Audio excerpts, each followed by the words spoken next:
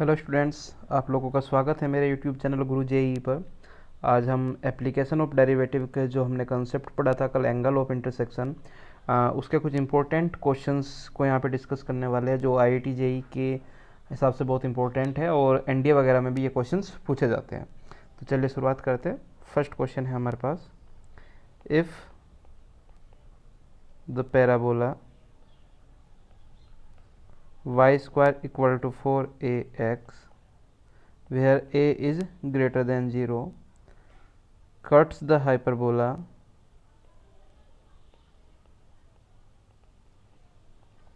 x y is equal to root 2 at right angles, then find a। तो हमें a की value बतानी है अगर Y square equal to 4ax and X Y equal to root 2 एक दूसरे को कट करते हैं राइट एंगल्स पर। तो सबसे पहले डिफ्रेंशिएशन कर लेते हैं। Y square equal to 4x का डिफ्रेंशिएशन करते हैं तो मुझे मिलता है 2y D Y upon D x is equal to 4a, और it implies that D Y upon D x is equal to 2a divided by y। Second जो X Y equal to root 2 हमारा जो hyperbole है उसका differentiation करते हैं तो मुझे मिलता है y plus X D Y upon D x is equal to 0। It implies that D Y upon D x is equal to minus of y divided by x। ठीक है, अब सबसे पहले हम इन दोनों के पॉइंट ऑफ इंटरसेक्शन निकालने की कोशिश करते हैं। तो ये निकालने के लिए सेकंड वाले यहाँ से y की वैल्यू इसमें रिप्लेस करते हैं तो हमें मिलता है 2 upon X square equal to 4ax। It implies that X cube is equal to 1 divided by 2a। ये चीज़ हमें यहाँ से मिलती है अगर इन दोनों का हम पॉइंट ऑफ इंटरसेक्शन निकालने की कोशिश करते हैं बाई सब्स्टिट्यूशन मेथड। तो ये कंडीशन हमें यहाँ से मिलती है। लेट से दिस इज कंडीशन 1।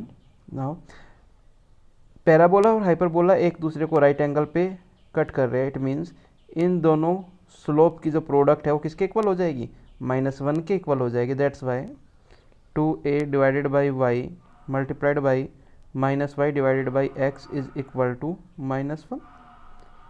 सिंप्लीफाई करते हैं, y से y कैंसिल आउट होता है और हमें मिलता है minus minus plus 2a is equal to x।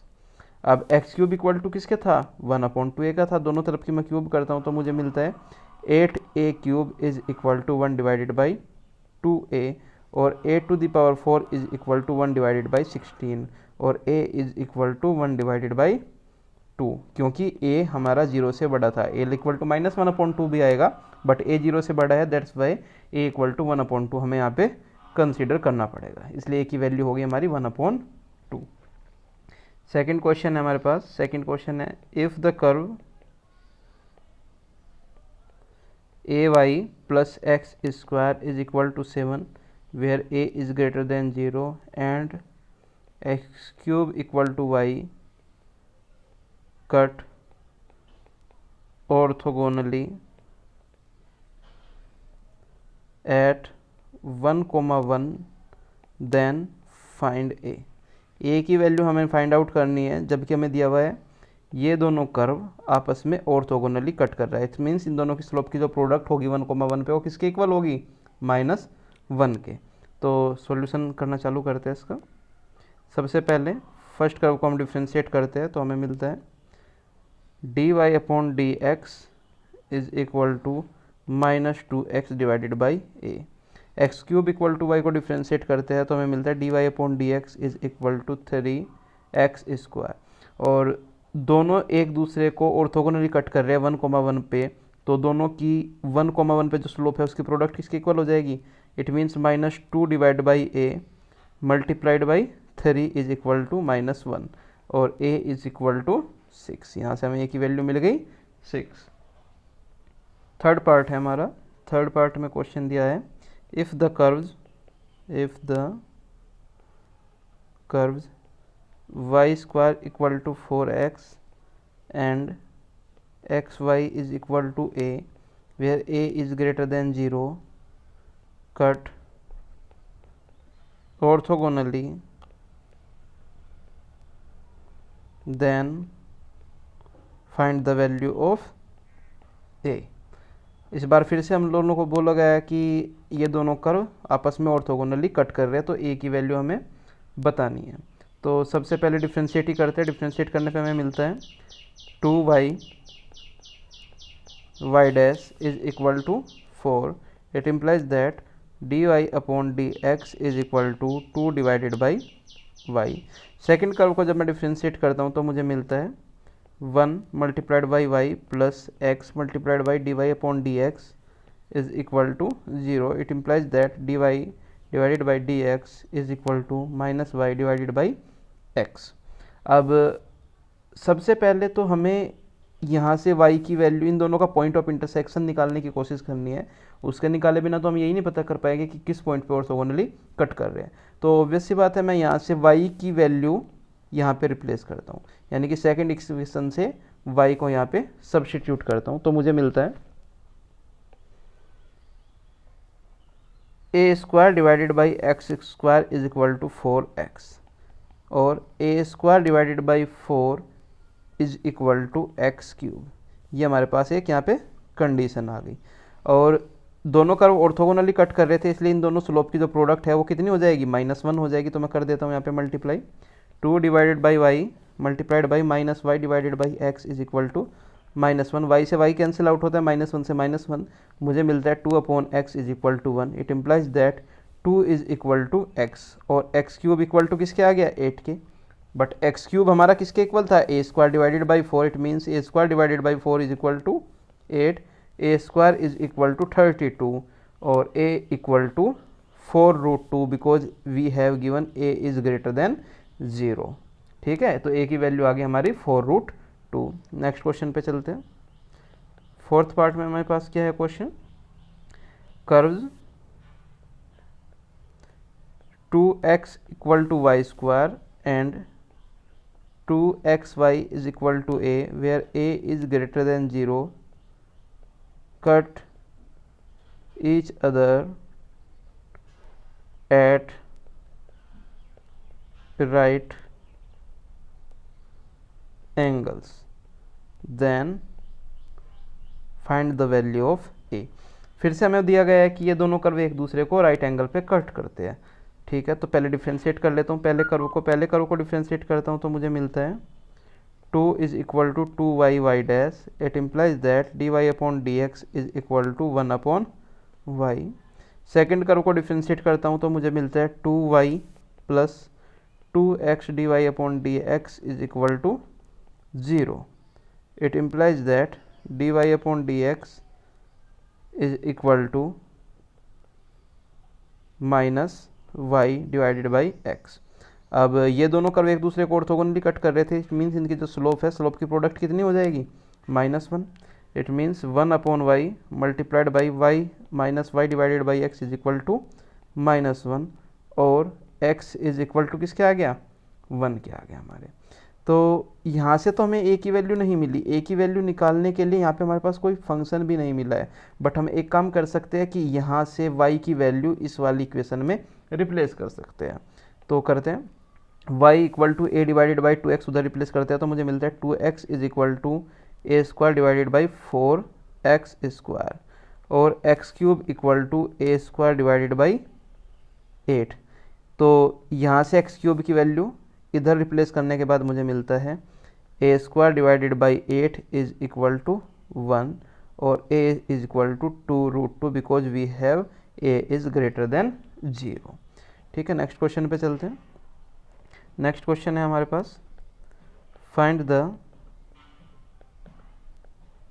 Angle of intersection of curves. First curve है y equal to greatest integer function of mod of sine x plus mod of cos x and दूसरा curve है हमारे पास X square plus Y square is equal to 5। ठीक है, तो हमें इन दोनों कर्व के बीच का एंगल ऑफ इंटरसेक्शन निकालना है। तो चलिए चालू करते हैं। पहले फर्स्ट कर्व को देखते हैं। फर्स्ट कर्व में जो हमारे पास है वो है y equal to mod of sine x plus mod of cos X greatest integer function. तो let's assume that mod of sine X is equal to T. अगर mod of sine X equal to T है तो sine square X plus cos square X की help से मैं बोल सकता हूँ कि मोड ऑफ कोस एक्स हमारा किसके इक्वल हो जाएगा, square root of 1 minus t square. और यहाँ पे अगर मैं डोमेन की कंडीशन लगा दूँ, या मैं ये भी कह सकता हूँ कि mode of sine x T है और वो हमेशा पॉजिटिव होगा और साइन एक्स की मैक्सिमम वैल्यू 1 हो सकती है, तो मैं बोल सकता हूँ कि टी जो है वो 0 से 1 के बीच में होगा, वो हमेशा पॉजिटिव होगा क्योंकि मोड था और साइन एक्स की मैक्सिमम वैल्यू 1 होती है, इसलिए इसकी मैक्सिमम वैल्यू भी 1 होगी। अब हम आगे सोल्व करते हैं। तो mod of sine x plus mod of cos x किसके इक्वल हो गया हमारा, t plus square root of 1 minus t square. अब ग्रेटेस्ट इंटीजर के फंक्शन की बात करनी है हमें यहाँ पे, तो हमें इसकी मैक्सिमम और मिनिमम वैल्यू वगैरह निकालनी पड़ेगी। तो let's assume that another function कि जो हमारे t plus square root of 1 minus t square है, ये किसी फंक्शन z के इक्वल है, जहाँ पे जो t है हमारा वो 0 से 1 के बीच में लाई कर रहा है। यहाँ तक आपको कोई प्रॉब्लम नहीं होगी। अब मुझे इसकी मैक्सिमम वैल्यू मिनिमम वैल्यू निकालनी है, इसलिए मुझे इसका डिफ्रेंशिएशन करके साइन स्कीम का यूज यहाँ पे करना पड़ेगा। देखते हैं कैसे करेंगे। तो सबसे पहले d z upon d t निकालते हैं क्रिटिकल पॉइंट फाइंड आउट करने के लिए। D z upon d t equal to आता है 1 minus t upon square root of 1 minus t square. आप सिंप्लीफाई कीजिएगा तो आपको एग्जैक्टली यही मिलेगा। एलसीएम ले लेता हूँ तो मुझे मिलेगा 1 minus t square to the square root minus t divided by square root of 1 minus t square. अब एक चीज़ का हमें यहाँ पे ध्यान रखना है कि square root of 1 minus t square तो हमेशा पॉजिटिव होता है, यानी कि जो डेनोमिनेटर है वो तो हमेशा कैसा है हमारा, पॉजिटिव है। यानी कि D z upon d T का जो साइन है वो किस पे डिपेंड कर रहा है, सिर्फ न्यूमरेटर पे डिपेंड कर रहा है। तो न्यूमरेटर की साइन स्कीम हमें बताएगी कि D z upon d T कहाँ पे क्रिटिकल पॉइंट हमें दे रहा है। तो सबसे पहले d z upon d t को 0 के इक्वल पुट करते हैं। D z upon d t equal to 0 put किया, it means square root of 1 minus t square minus t is equal to 0। It implies that 1 minus t square is equal to t square. It implies that 2t square is equal to 1 और t is equal to plus minus 1 upon root 2। But since t lies between 0 to 1 that's why t is equal to 1 upon root 2 हम ले लेंगे। ठीक है, अब 1 upon root 2 को मैं यहाँ पे डिनोट कर रहा हूँ। अब मुझे देखना है कि 1 अपॉन रूट 2 के इधर कैसा साइन है, राइट हैंड साइड में, और लेफ्ट हैंड साइड में कैसा साइन है। तो जब आप चेक करते हो तो राइट हैंड साइड में जो साइन आता है 1 अपॉन रूट 2 से कोई भी बड़ा नंबर लो, यहाँ पे पुट करके देखो तो आपको पता चल जाएगा आपको कैसा साइन आ रहा है। इधर साइन आता है हमारा निगेटिव इस फंक्शन का, और इधर साइन आता है पॉजिटिव। 1 अपॉन रूट 2 से कोई भी छोटा नंबर लोगे तो इधर साइन कैसा आएगा आपका, निगेटिव आएगा। ठीक है, पॉजिटिव आएगा। टी इक्वल टू 0 ही लेके देख लेते हैं। टी इक्वल टू 0 लेने पे यहाँ पे क्या मिल रहा है, 1 मिल रहा है, और टी इक्वल टू 1 लेने पे यहाँ पे क्या मिल रहा है, माइनस का 1 मिल रहा है। ठीक है, तो आपको क्लियरली दिख रहा है। निगेटिव के साइड पे हम बोलते हैं कि फंक्शन हमारा डिक्रीजिंग होता है, पॉजिटिव के साइड पे हम बोलते हैं कि फंक्शन हमारा इंक्रीजिंग होता है। इसका मतलब 0 पे तो जो वैल्यू देगी वो हमारी कैसी होगी, मैक्सिमम वैल्यू होगी, और 1 पे वैल्यू कैसी होगी, हमारी मिनिमम वैल्यू होगी। तो चलिए चालू करते हैं। पॉजिटिव इंक्रीजिंग, इस तरीके से इंक्रीजिंग था और इस तरीके से डिक्रीजिंग था। इसका मतलब 1 अपॉन रूट 2 पे तो हमें मैक्सिमम मिल गया फंक्शन का।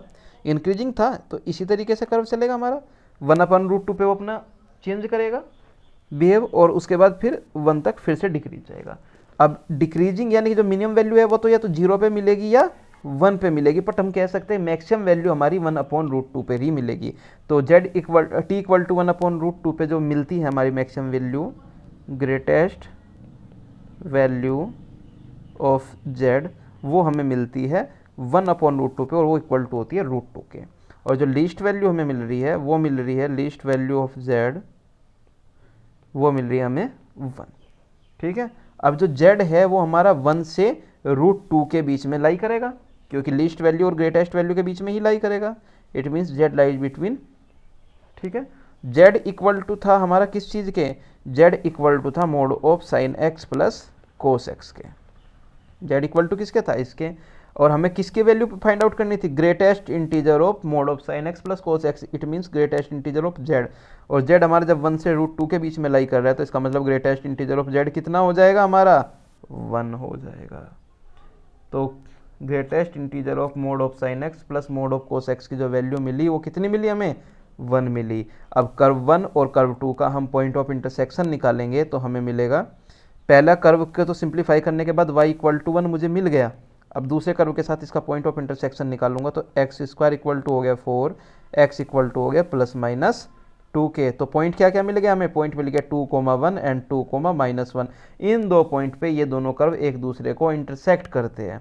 ठीक है, अब हमें क्या निकालनी है, हमें निकालनी है स्लोप। जब y इक्वल टू 1 है, ये कर्व तो हमारा क्या मिल गया हमें, y इक्वल टू 1 मिल गया। It means this line is parallel to x axis, x axis के पैरेलल है, तो इस कर्व की जो स्लोप है वो कितनी हो जाएगी, 0। ठीक है, दूसरे कर्व की स्लोप निकालने के लिए हम इसका डिफ्रेंशिएट करते हैं और पॉइंट से सेटिस्फाई करा देंगे।